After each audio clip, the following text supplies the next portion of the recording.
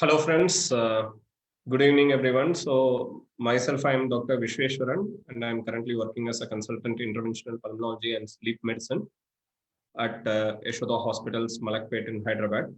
So, today, the topic which I am going to speak about is sleep disorders and what you and me as a public should know. So, I've tried to keep it very simple so that you understand when you really have to consult a doctor when you have a sleep related problem. So the first question that everybody asks is why sleep is a separate branch of medicine, and are sleep disorders really that simple? If you see this picture, you will understand that the sleep disorders are not that simple as we really think. So it may range from sleep apnea, it may insomnia, you may have sleeplessness, dysomnia. There are so many aspects of sleep, and that is why sleep medicine has evolved as a separate specialty. And addressing the aspects of sleep related problem is very important because you are going to spend 1/3 of your day in sleeping, and any change in this 1/3 of the day that happens is going to affect your rest 2/3 of the day you are going to spend in a awake state. Before I go into the sleep disorders, the most important question is why do we really sleep?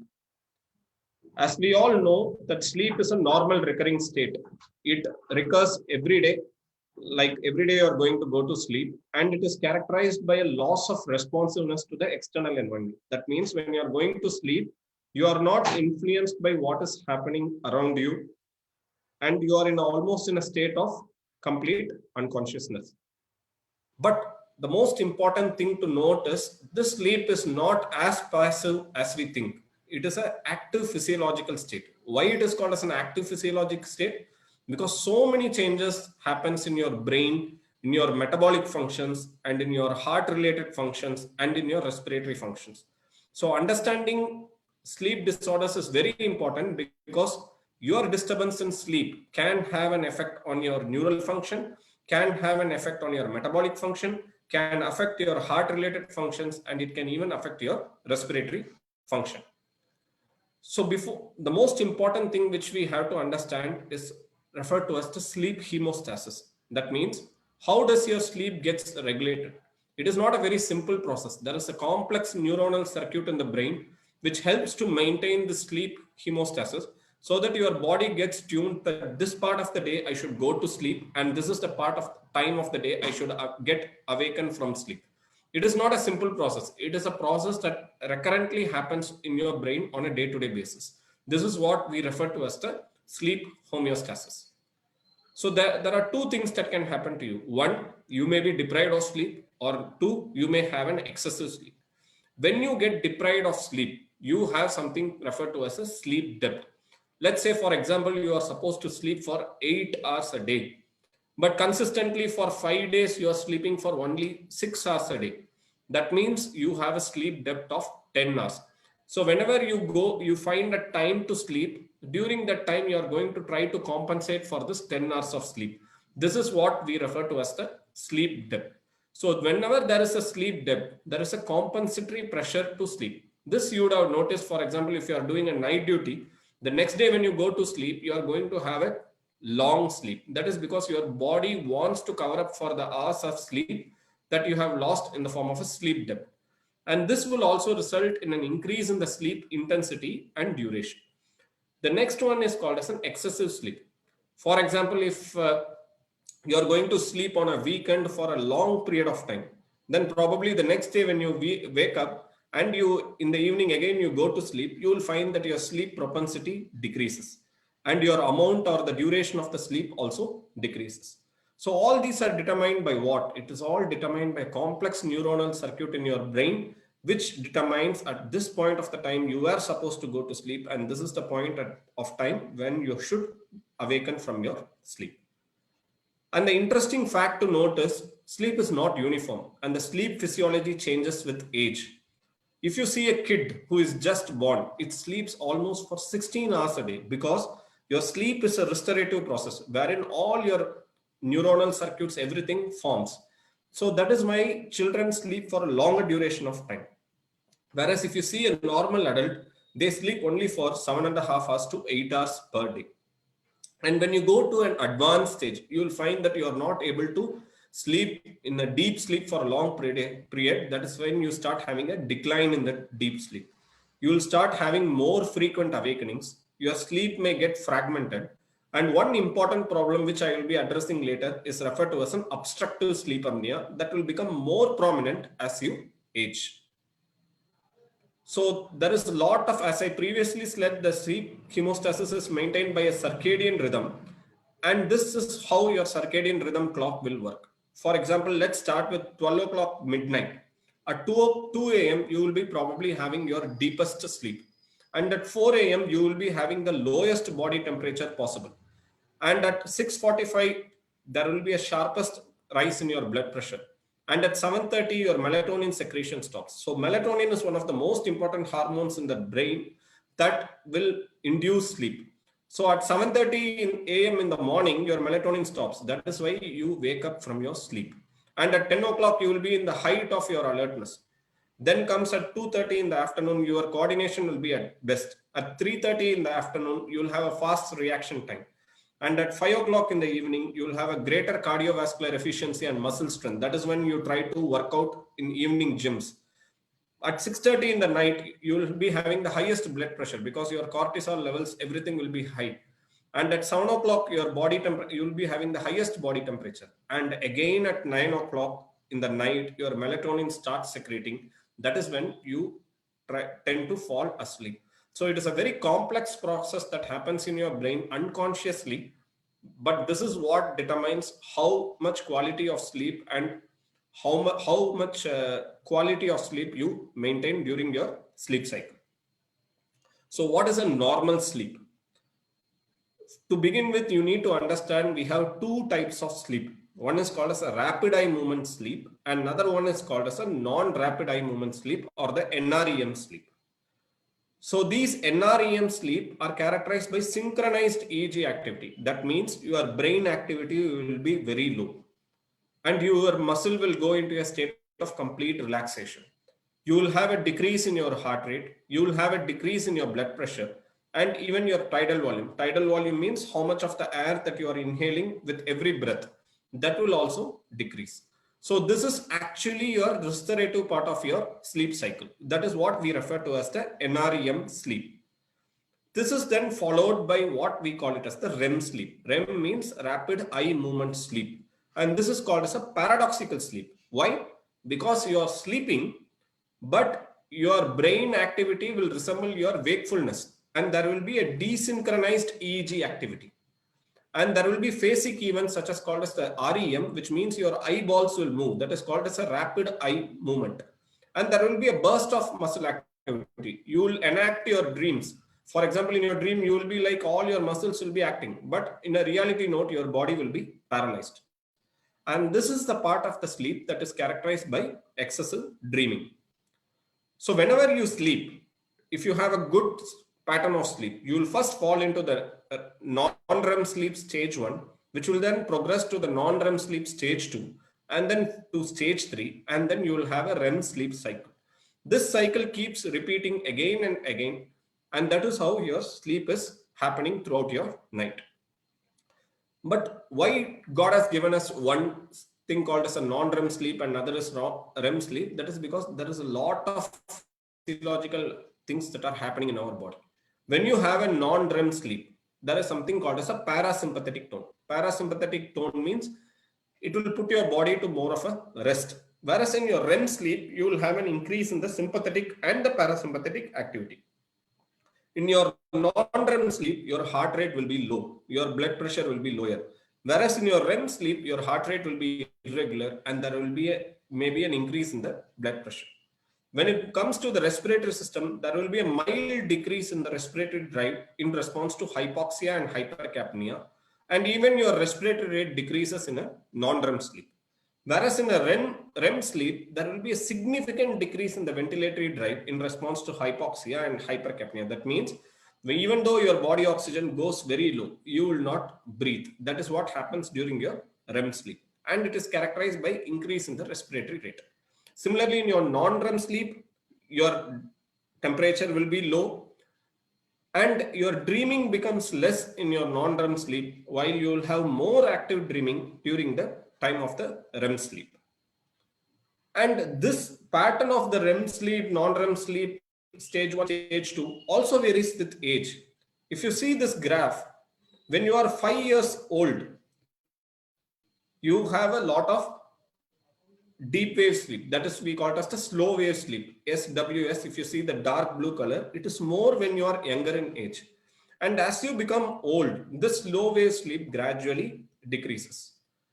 And if you see your stage 1 sleep, which is a early part of the sleep pattern, becomes more prominent as you age, which effectively means as you become more older, you are going to have less sleep duration, as well as your chances of falling deep asleep into the deeper stages of the sleep also decreases.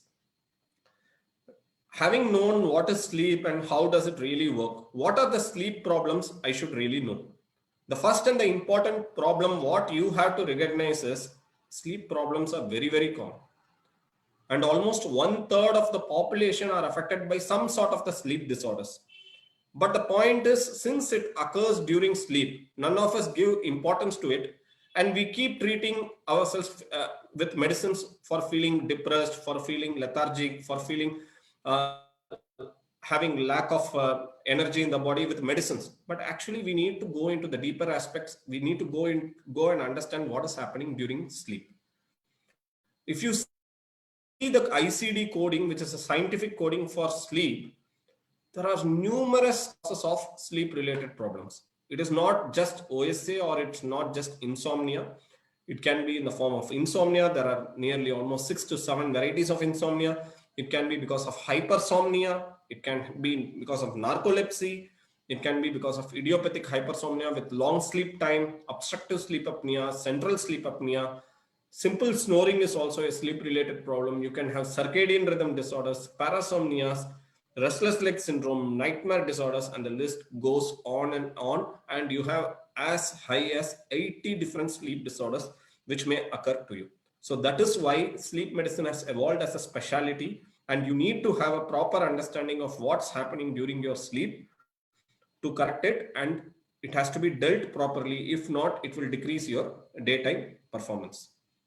But however, since there are more than 80, what we see routinely in the practice are the insomnias. That means you are not able to sleep or not able to maintain sleep. Hypersomnolence, that means you keep on sleeping even in the daytime. Narcolepsy is a unique variety where you will fall while standing during the daytime. Then you can have breathing related sleep disorders. This generally happens in people who are obese or people who have underlying respiratory conditions like COPD. And circadian rhythm disorders, which generally occurs in patients who do night duties, especially IT professionals who are more active in the night, that they don't find sleep during the daytime. It can occur in watchman, it can occur in a jet lag person. Then we have something called as a non-REM sleep arousal disorders. We have something called as a nightmare disorder, REM sleep behavior disorder, restless leg syndrome, and even all the most of the psychiatric medications you use or the sleep inducing medicines you use may invariably affect your sleep. So even polypharmacy, taking unnecessary medications or overuse of medications can also impair your sleep. So if we broadly have to put into 3 major categories, what most of our patients present to us in the sleep clinic is, one is insomnia. That means you are not able to induce sleep or maintain sleep, and that starts affecting your day-to-day activities. That is what we refer to as an insomnia. Next, we have something called as an excessive daytime sleepiness. And the last part what we have is called as the abnormal movements or abnormal behaviors during sleep. So why I don't find sleep? This is the most commonest question with which most of the patients come to us, and this is what we refer to as a insomnia. So as I mentioned before, insomnia is a difficulty in falling asleep or maintaining a sleep, or you have a perception of waking up with an unrefreshing sleep. This is very important because if you don't sleep properly, next day you are going to have fatigue, you are going to have generalized malaise, and even in severe cases, you will have cognitive and mood disturbance. So this you would have noticed. If you didn't have a proper sleep the previous night, your efficiency drastically comes low, and even your mood changes becomes more apparent. And in insomnia, it even starts affecting the social and the occupational functioning, and it may even diminish the quality of life. So you may ask, like, 1 or 2 days I didn't sleep and next day my performance decreased. Is that insomnia? No. Only when it becomes a persistent problem and it starts affecting the social and the occupational functioning, or it starts affecting the quality of life, it will be given a labeling of insomnia. 1 or 2 days, if you don't sleep because of your activities, because of your work or something, it should not be labeled as a insomnia. It should have an effect on your daytime functions in your life. Then only it falls under the category of a insomnia. So what are all the causes of insomnia? It can be because of a chronic pain or other physical discomfort, like you have a fractured leg, you have a wound which prevents you from falling asleep, or it may be because of depression. This is generally seen in middle age to elderly age who present to us with lack of sleep. It may be because of anxiety. This we are seeing very commonly following COVID-19, where people become so anxious that they fall into the category of insomnia, or it may be because of many other psychosocial stresses, or it can be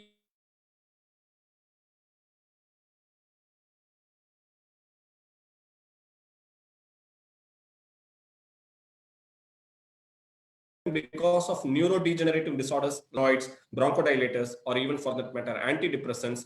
And these patients may have what we refer to as a insomnia. Apart from that, the most important cause of insomnia in almost all the population, what we are speaking is inadequate sleep hygiene. If you are going to take a lot of caffeinated drinks, if you are going to smoke, if you have the habit of alcohol drinking, then it may also cause insomnia. Or you do a mentally or a physically arousing activities close to the bedtime, like listening to loud music, seeing mobile phones and TVs which emit a blue light, and this blue light will go and stop the production of the melatonin, so you may have insomnia. Or even if, for example, if you sleep very well during the daytime in the afternoon, even then you will not find sleep in the night. That may manifest as insomnia. Or you have a irregular sleep wake timings, especially for IT people, or you have a preoccupation with a sleep difficulty. This is also most important. Thinking that I am not able to sleep, I am not able to sleep, that itself induces an anxiety in you, and that may be a cause of your insomnia.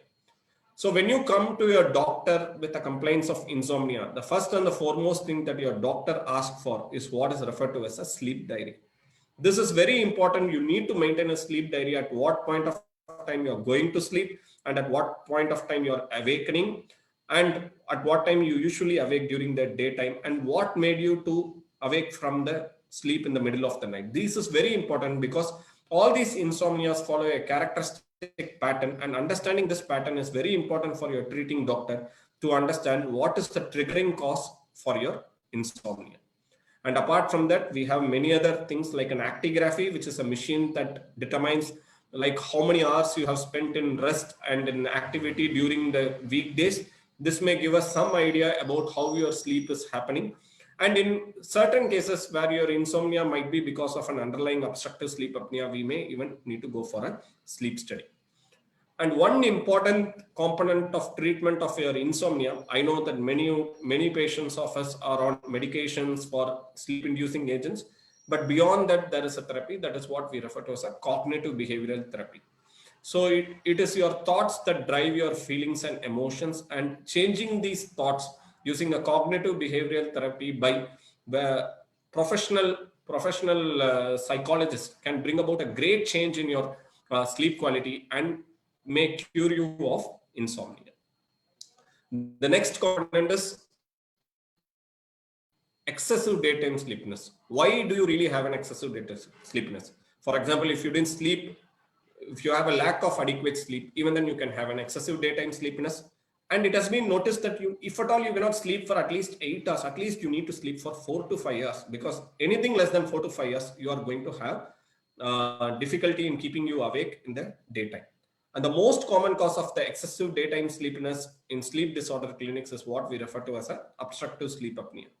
And narcolepsy and other hypersomnias are of central origin and are less common. So one common question people ask is, I snore, is it normal? The point is not all snorings are abnormal. For example, you are having a flu-like infection for 3 or 4 days, you are going to have an obstructed nose and snoring. That is normal. But when this snoring becomes a continuous problem and it starts having symptoms of OSA, which I will be dealing in subsequent slides, then it is a condition where you have to seek your doctor. So if you have snoring and if you have observed any of the things which I am going to list below, then that is the point you need to think that your snoring is abnormal and you need to consult your doctor.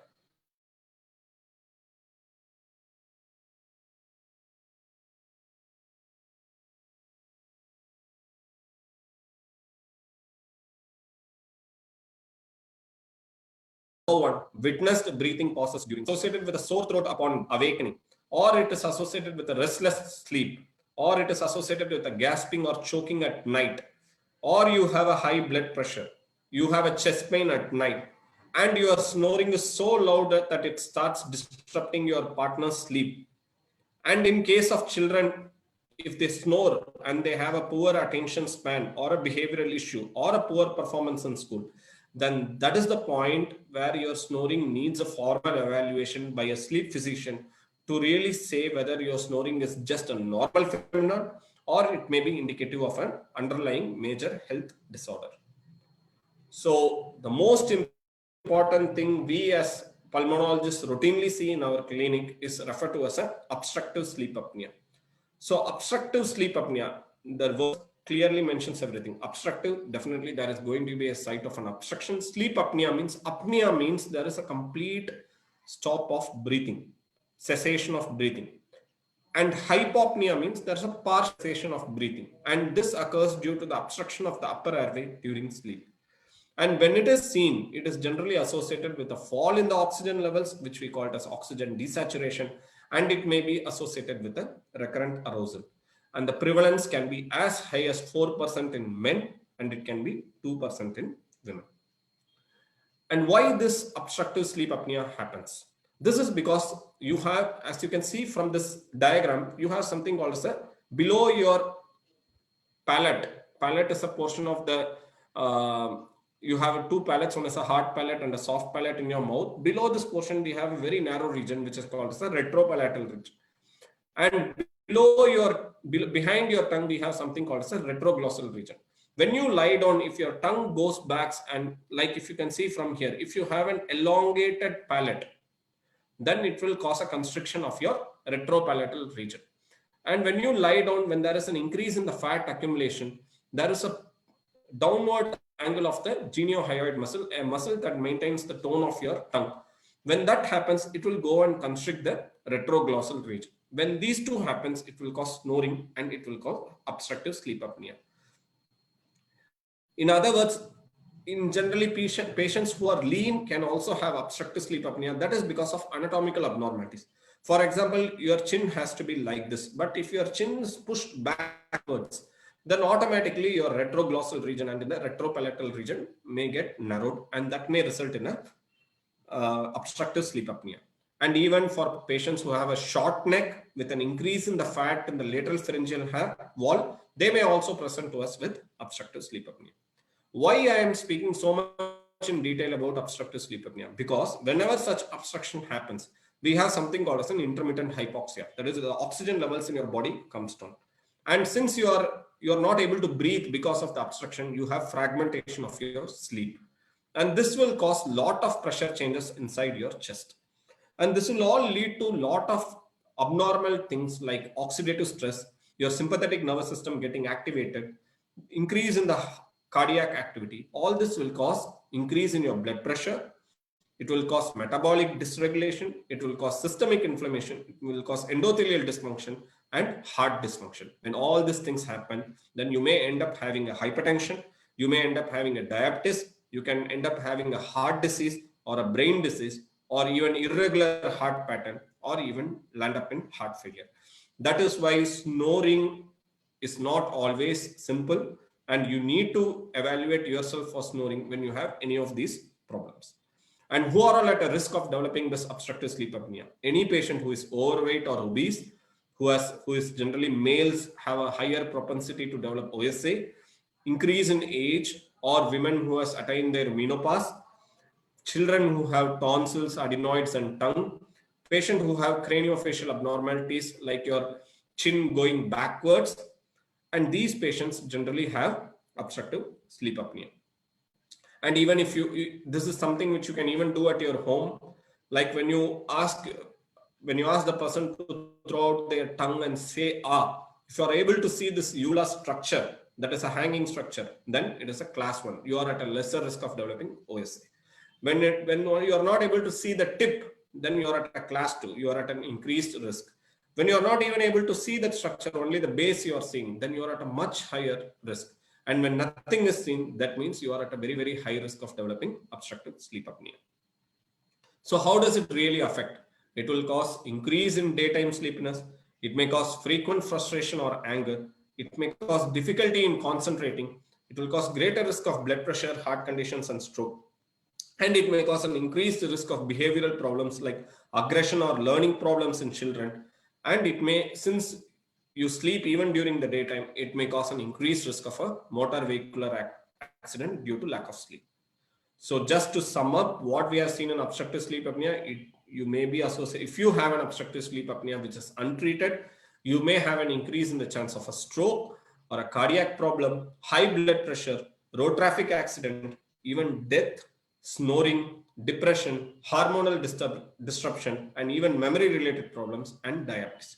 So identifying obstructive sleep apnea and treating obstructive sleep apnea can help you to prevent all these consequences, thereby improving your quality of life. So when should you really consult? Any patient with unexplained daytime sleepiness or lack of energy or unrefreshing sleep, or you have frequent urination in the night, which we call it as an unexplained nocturia, or you have increase in nocturnal GERD, that means your gastritis becomes more during the night, or you start having a morning headache, or you start frequently getting awakened during the sleep, particularly in the setting of a snoring or a witnessed nocturnal apnea or overweight body habitus.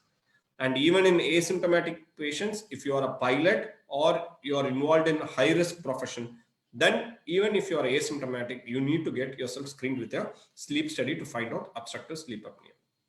Now moving to the other disorders, we have something called as a narcolepsy. These are characterized by excessive daytime sleepiness, cataplexy. That means while standing, you will fall off, you will have irresistible sleep attacks, and you will have sleep paralysis, which when all these things are there, it may mean that you are suffering from narcolepsy. And we have a lot of circadian rhythm sleep disorders like shift work sleep disorder, jet lag disorder, and advanced sleep phase disorders. And we have something called as a restless leg syndrome. This many of us has, but nobody even bothers to see what it is. For example, if you come back to your home and you sit in a relaxed way and you comfortable and unpleasant sensation in the leg, that becomes more during periods of rest or inactivity and gets relieved by movement. And especially if it is worse in the evening or night, then probably you are dealing with a case of a restless leg syndrome. In addition to this, you have other problems like walking during sleep, terror events occurring during sleep, nightmares, REM behavior disorder, and sleep related epilepsy. So whenever your sleep technician says that you need to go to a sleep lab and get a sleep study done, this is what it will look like. You will be sleeping in this couch where monitors will be kept next to you to monitor, and leads will be connected to you to see how your brain is functioning, how your air is entering into your lungs, how much your heart is getting, how your heart is working. All this is what we observe during a sleep study.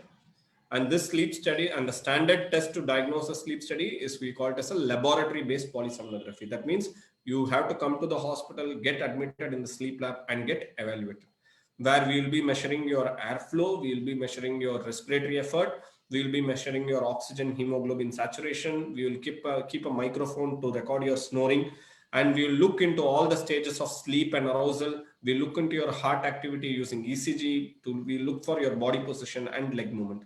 And this is what your doctor will see in your sleep epoch, whether there are any parts where your oxygen is falling low, and is your breathing pattern regular or not, and how is your respiratory muscles responding to it. So before I sum up, few tips to improve your sleep hygiene. Get up at about the same time every day morning, including the weekends, because you need to maintain that circadian rhythm and maintain a regular schedule of going to bed and waking up. And go to bed only when you are feeling sleepy. Don't go and sit in the bed and try to sleep. You may find it uncomfortable to sleep. Only use your bed for sleep and sexual activity. Avoid watching television, working, or reading in the bed. If you are not asleep after 20 minutes after lying down, get out of the bed, go back to the bed only when you feel sleepy again. And avoid heavy meals within 2 hours of your bedtime. But do take a light food. Do not go to the bed hungry. Try not to drink too much fluid close to the bedtime to prevent needing to urinate. Avoid alcohol as a sleeping aid and limit your caffeine use to 1 to 2 beverages per day and no later than 4 hours before your bedtime. And establish a relaxing pre-sleep routine while getting ready to go to bed, like reading, watching, listening to light music. Try to avoid watching TV. Set aside time to relax and practice natural relaxation techniques. Even your simple deep breathing and progressive muscle relaxation, which is all available in your internet platform, you can do that to enhance your quality of sleep. And create an atmosphere conducive for sleep. Maintain a room temperature comfortable for sleeping and avoid loud noises and bright lights in the bedroom. Avoid taking long daytime naps unless you are sleep deprived. Avoid afternoon naps which are more than 1 hour in duration. And regular physical activity is a must, but vigorous physical activity must be avoided too close to the bedtime. And avoid things that can worry or trigger your anxiety. Reduced anxiety of anticipation of the following day, and keep a written list of all the worries is beneficial for some people. And the foremost thing what you have to do is you have to do a weight loss. And in patients who are having OSA, it is better to sleep in a propped up position. And if you can't get away with all the following the sleep hygiene and you are diagnosed with OSA, this is how you'll use your mask to avoid the consequences of a sleep apnea. This is a simple mask which will deliver a pressurized air, which will help to open up the obstruction and thereby preventing OSA. Thank you. If you have any queries, we can have it over a discussion. So we have one question. Doctor, why I'm always sleepy even if I get enough sleep? That is why probably you are having a normal quantity of hours of sleep, but probably your quality of sleep is not good. So we may have to see whether you are having any underlying snoring, or are you a patient who is suffering from insomnia? And if you have snoring, if you have a component of obstructive sleep apnea or not. So all these things has to be evaluated. So that may be the reason why you are having an increase in the daytime sleepiness. So when you have such unexplained symptoms, it is better to consult a sleep physician and first look for any reversible causes. And before, if you don't want to consult a sleep physician, at least follow the sleep tip hygiene, which I have mentioned. And if it doesn't improve, then there is no other option. You need to consult a sleep physician. So one more question, how I can sleep deeply? So I have given a list of sleep hygiene tips, like which are to be followed while sleeping. Like you finish your exercise at least 2 hours prior to going to sleep. Try to avoid any multimedia, because that will emit a blue light which will suppress your melatonin levels and prevent you from going to sleep. And have a relaxed attitude when you go to sleep, and use your bed only for sleeping and for sexual activity. Do not use it for reading or using your mobile phones or carrying your office work to the bedtime. And have a light dinner. And apart from that, you need to keep your temperature of the room optimum for you to have a good sleep. And try to maintain a daily pattern of sleep. For example, if you're going to sleep at 10 o'clock in the night, then try to stick on to it. Don't extend it, so that your body remembers that this is the time at which I have to go to sleep, and this is the time at which I need to get awakened from sleep.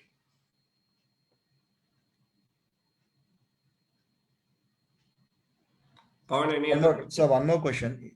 Is there any home remedy or any prevention to prevent snoring? So if your snoring is just because of obstructed nose, then you can just use some nasal sprays from your practitioner. and you can even take some steam inhalation to decongest your nose.